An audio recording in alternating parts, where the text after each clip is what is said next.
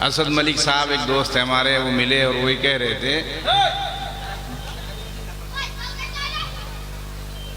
کہ جی یہاں خانقاہ کا قیام ہو جائے اور یہ بچے جو ہمارے ماں باپ سے بالکل دور ہوتے چلے جا رہے ہیں وہ قریب آ جائیں۔ انہوں نے ایک چھوٹا سا واقعہ بھی سنایا کہ ایک ماں تھی بیچاری، وہ کینسر میں تڑپ تڑپ کر مر گئی۔ تو بھائی میں تو ایک حدیث پاک سنا رہا ہوں اس سلسلے میں، جوان لوگ سن لیں توجہ سے بس۔ علقمہ رضی اللہ تعالیٰ نے ایک صحابی ہیں مشہور، ان کے انتقال کا وقت قریب آ گیا مگر ان کی زبان پر کلمہ جاری نہیں ہو رہا ہے۔ بھائی پچھلے والے بھی خاموشی کے ساتھ سنیں، بات میری توجہ کے ساتھ سنیں، میں بات نہیں کرتا، میں تو سبق کا آدمی۔ وہ صحابی ہیں علقمہ رضی اللہ تعالیٰ عنہ، ان کے انتقال کا وقت قریب آ گیا، ان کی زبان پر کلمہ جاری نہیں ہو رہا ہے۔ نبی امی صلی اللہ علیہ وسلم کو اطلاع کی گئی کہ یا رسول اللہ علقمہ کا آخری وقت ہے مگر اس کی زبان پر کلمہ نہیں جاری ہو رہا ہے، سنیں توجہ سے۔ آپ نے پوچھا کیا اس کی ماں زندہ ہے؟ عرض کیا گیا رسول اللہ صلی اللہ علیہ وسلم ہاں ہے۔ فرمایا آپ نے اگر وہ آ سکتی ہوں تو ان کو بلا لاؤ، نہیں تو میں ہی ان کی خدمت میں حاضر ہوتا ہوں۔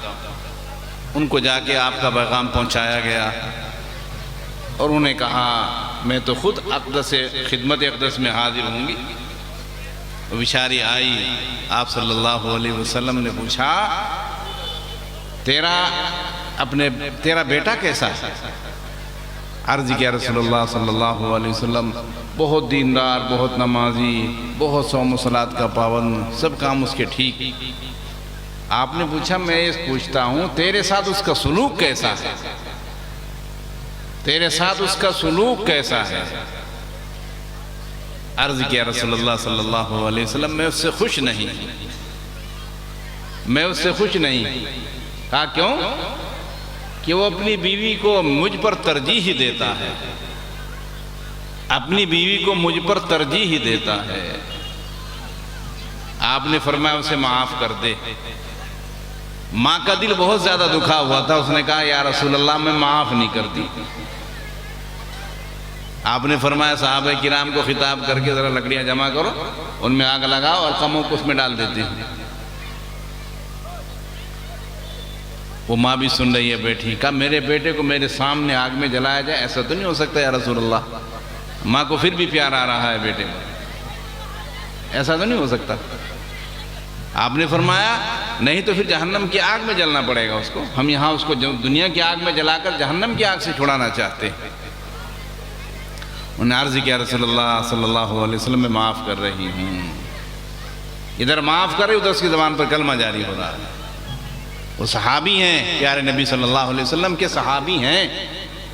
جتنا مقام صحابہ کرام کے علماء یہاں موجود ہیں، صحابہ کرام کا مقام کتنا ہے، بڑے سے بڑا ولی کسی صحابی کے پیروں کی گرد کو بھی نہیں پہنچ پاتا باندھا، اتنا اونچا مقام، مگر ماں کی دل دکھنے کی وجہ سے ان کی زبان پر بھی کلمہ جاری نہیں ہو رہا ہے۔ رسول اکرم صلی اللہ علیہ وسلم بھی موجود ہیں۔ تو بھائی سوچو ذرا، غور کرو، ٹھنڈے دل سے سوچو، ہم اپنے ماں باپ کو تڑپائیں گے، اللہ ہمیں بھی ایسا نہ بنا دے کہ ہمیں بھی تڑپنا پڑے گا۔ میرے باپ نے جب حج کے لیے تشریف لایا پہلی بار مجھ سے کہا تھا یار ریاض میں تیرے لیے دعا کر کے آیا ہوں، تو بات صحیح کرے لوگوں پر اس کا اثر ہو، بات صحیح کرے لوگوں پر اس کا اثر ہو۔ میں تو الحمدللہ اپنے آنکھوں سے دیکھ رہا ہوں۔ میں نے اپنی ماں سے دور حدیث کے سال میں کہا تھا رمضان مبارک سے پہلے اماں میرے لیے دعا کریں آپ رمضان میں، میرا کوئی سبق نہ چھوٹے، کوئی حدیث نہ چھوٹے میری۔ کتنی میری ماں نے دعائیں کی ہوں گی، الحمدللہ کوئی سبق نہیں چھوٹا اللہ کے کرم سے، حدیث پاک کے سال میں کوئی سبق نہیں چھوٹا۔ اور میرے والد صاحب کی تمنا تھی، کسی کے سامنے انہوں نے اظہار بھی کیا کہ اس کے شیخ سے اجازت ہو جائے بیعت کی، اظہار بھی کیا انہوں نے کس سے، ان کی تمنا تھی، انہوں نے کتنی دعائیں کی ہوں گی، شیخ جیسے آدمی کے یہاں میرے جیسے نااہل کا اللہ نے وہ مقام بنایا، بیان نہیں کر سکتا۔ تو بھائی اپنے ماں باپ کی قدر کر لو، اگر قدر کرو گے دنیا میں اڑے پھرو گے، اللہ اڑائے گا انشاءاللہ۔ فی ذوالفقار کے مواعظ میں چھوٹا سا واقعہ ہے،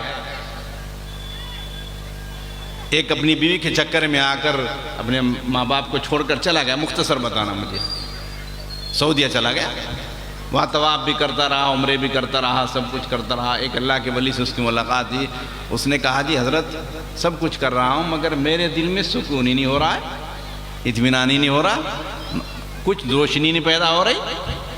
ان بزرگ کی زبان سے برجستہ نکل گیا کہ تو نے کسی کا دل دکھا رکھا ہے، تو نے کسی کا دل دکھا رکھا ہے۔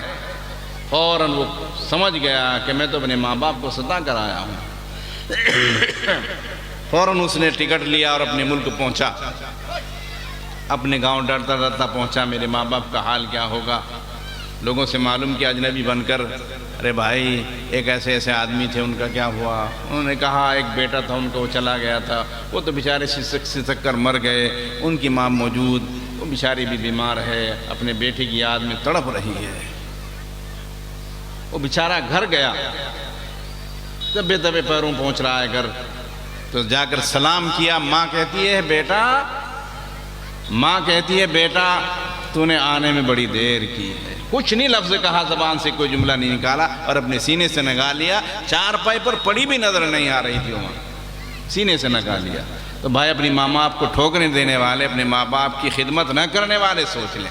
الحمدللہ ہم تو آنکھوں سے دیکھ رہے ہیں۔ ابھی میں سفر شروع کیا، میں نے رائے پور سے نکلنے کے بعد ابا جی کو فون کیا، ابا جی میں وہاں جا رہا ہوں، بہت دعائیں دی۔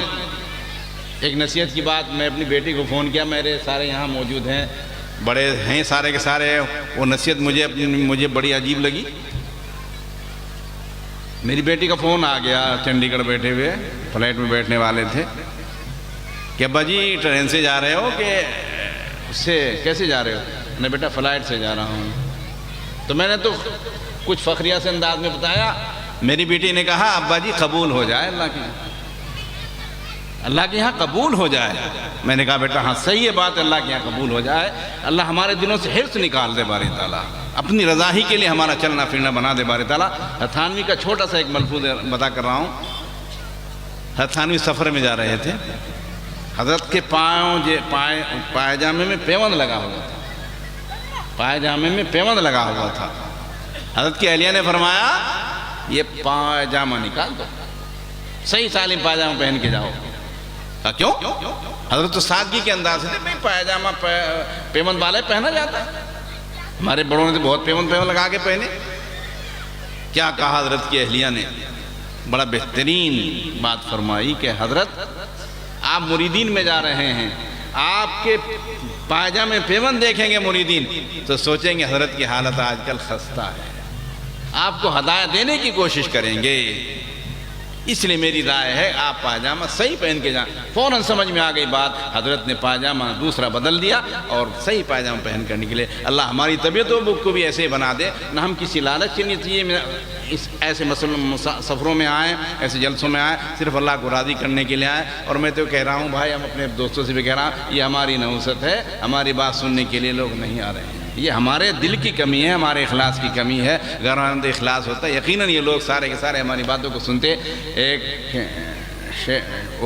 سید اسماعیل شہید رحمۃ اللہ علیہ وعظ کہہ کے نکلے جامع مسجد سے دہلی کی، بڑا مجمع تھا، ایک بیچارہ دیہاتی ہانپتا کانپتا آیا اور اس نے کہا جی حضرت کو مل گیا باہر، وہ واز ہو گیا؟ جی ہو گیا بھائی واز تو، کہ حضرت میں تو آپ کا واز سننے ہی آیا تھا۔ کہ اچھا میرا واز سننے آیا تھا؟